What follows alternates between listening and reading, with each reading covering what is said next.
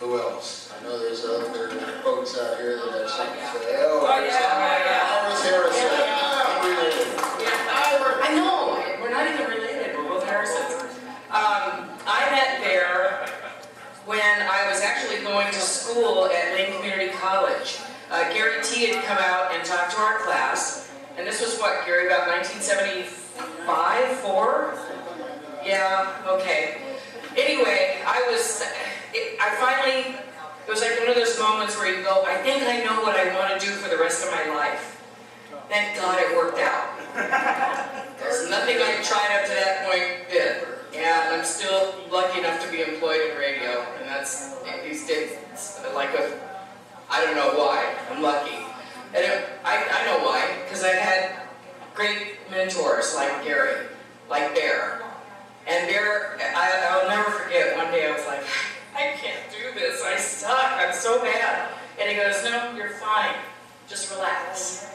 Just calm, and then all you had to do was hear him talk, and you did a better break. You relaxed. Or a better segue.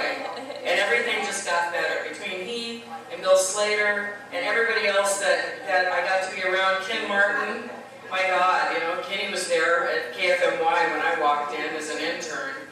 And if I hadn't had that kind of influence, I would have never had the life that I have now. And I thank Bear for that so very much. I mean, should I tell? There's a really funny story. Should I tell it, Adam? All right. So he met me, and you know, he's kind of treated me like little sister. Okay, we're going to bring along little sister. We're going to teach her how to do radio. Then he goes, have you ever done acid? No. I think you should do acid. In fact, I think we should do it this weekend. Okay. And we did. And it opened a door that never shut.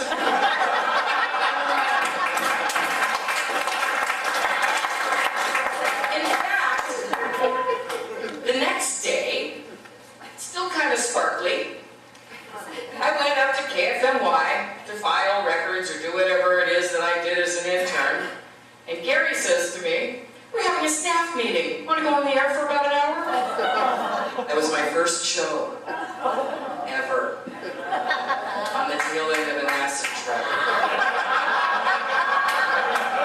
Classic. I will forever be thankful for that man, because I think I would have been too scared otherwise.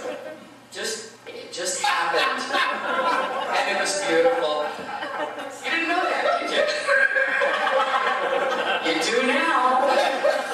Anyway, and I'll never forget, first time I ever met Adam was in the press box at Autzen Stadium during a Grateful Dead show. Dorothy was changing your diaper. So. And the first time I ever met Dorothy, we went to a show at Matt Court. Yeah. Kim was there too, yeah. Who did we see? I don't remember. Oyster Cult, Heart, and Loverboy. Oh, Oyster Cult, Heart, and Loverboy. Good one. And they're all still working. Anyway, but I met Dorothy, and he said to me, I found the one. I was like, awesome. I was so happy for him. And I just look around this room, and we all have these stories, but had to share mine with you. And thanks, Bear. I'll always love you.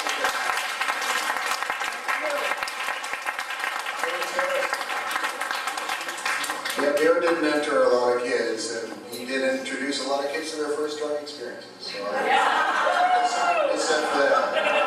Here's the result. Here's the bad result. I never worked in radio. I dated Barry's daughter Jenny for 18 years. I met Barry back in the early 80s. I was exposed to all of you radio in my days. And I thought that I was surrounded by a bunch of superstars. Now I just see just a bunch of waste cases and acid trippers. Downright just no gooders, really. Anyway, Adam was just turned 2, and he had the power, like he had, with a wooden sword and some tape around it and his little tidy whities. But he wanted a guitar that year for Christmas. Now he plays the shit out of it. Not too. Anyway, just wanted to make sure that a couple things are said.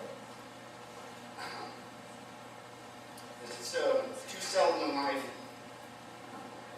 that you meet someone that's genuine and unique of a character as Barry. He lived a life of tales that were worth telling. And what always impressed me was that in 27 years that I knew him, he always had a tale that I had never heard.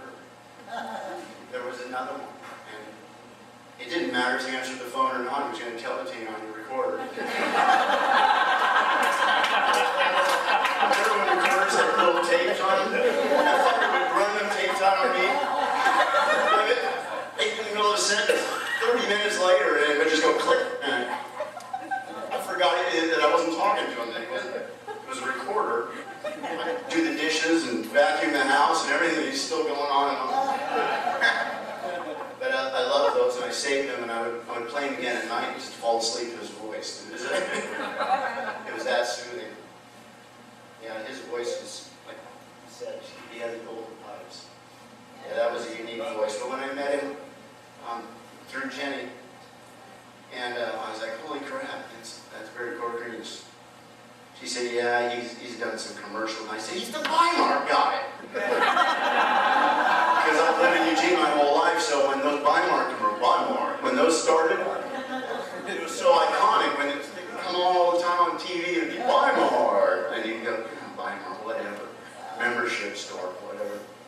But then you meet the guy, and you know, I had to have him sign my chest and everything, so it was just crazy. Then I saw the picture of him getting high with the Van Halen's group in a studio, and that was it, man.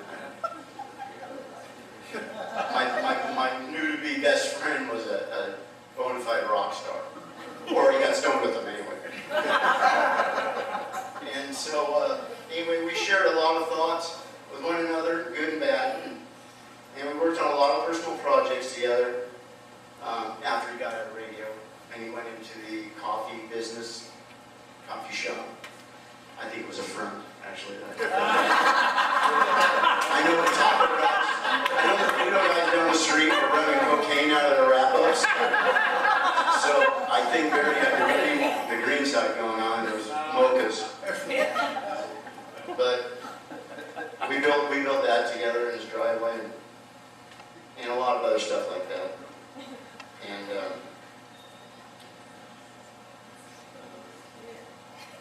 we spent endless hours solving the world's computer problems. You guys probably didn't know that. We were the ones that did that. Endless hours. Dorothy can attest to that, because she would go to bed and get back up for work, and we would still be on the phone. I'm not joking. In fact, some nights we'd be working some issues out for so damn long that you can literally let go of the receiver and the phone would stick to your ear. Because your ear was so hot, it had been against your head for so long.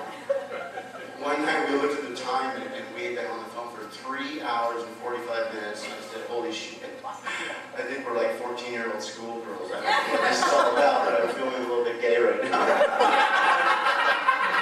I don't know if you feel it, Barry, but this is weird, man. He just keeps saying, yeah, I gotta go. Oh, but one more thing.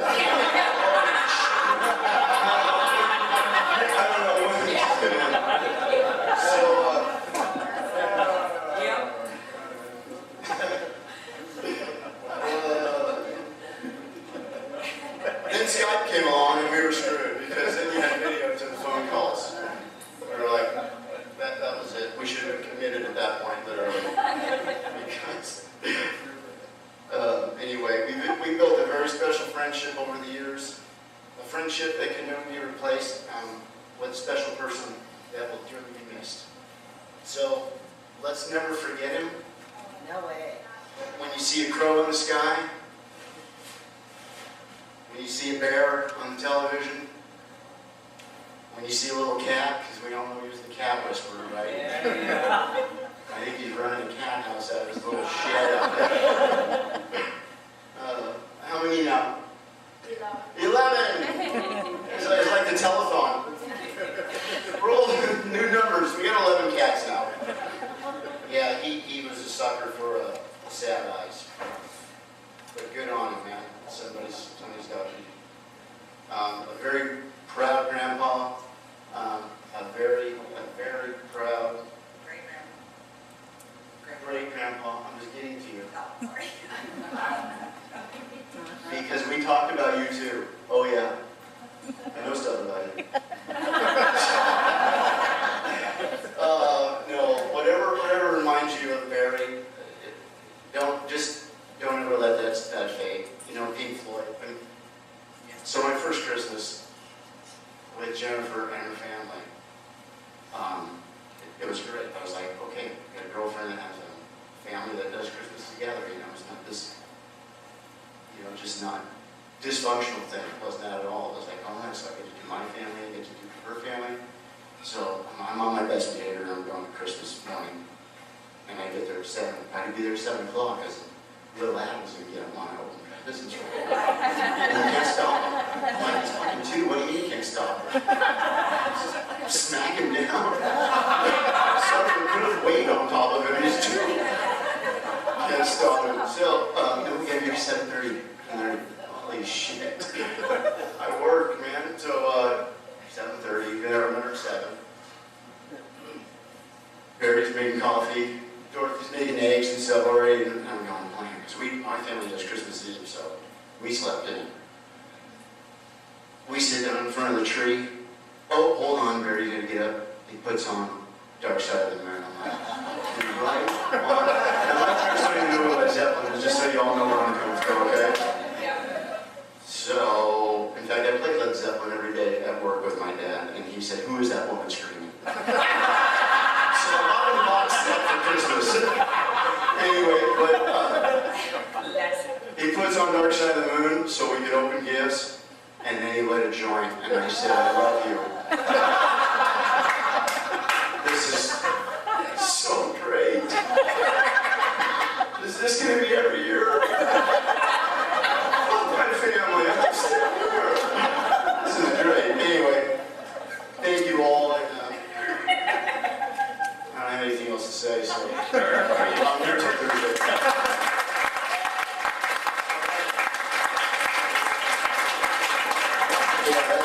Talking about when Bear calls you up, you better have some time on your hands. So I always used to look at, we got to call an ID now, so now you can accept it or go to voicemail, And there would always be, I've always wanted to talk to Bear because we would get into conversation for hours about anything. But if I was busy that day and I saw his name on the call radio, I have an hour and a half. And sometimes I did, most of the time I did, I would make time for him because it was just always great to talk about just about any subject you want to talk about. And so